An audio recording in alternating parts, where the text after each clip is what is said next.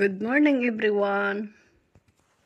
Gawa naman ako ngayon ng cinnamon roll. Ito yung mga ingredients. Harina, 2 egg, sugar, butter, milk, and yes.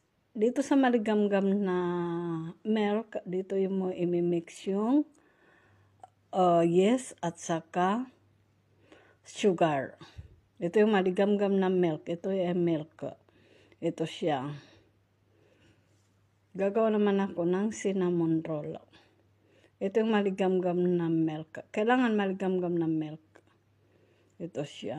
Tapos dito ko i-mix yung sugar at saka yes. 1 teaspoon sugar, 1 teaspoon yes. 2 egg. Tapos ilalagay ko na dito. Okay? So paalsay na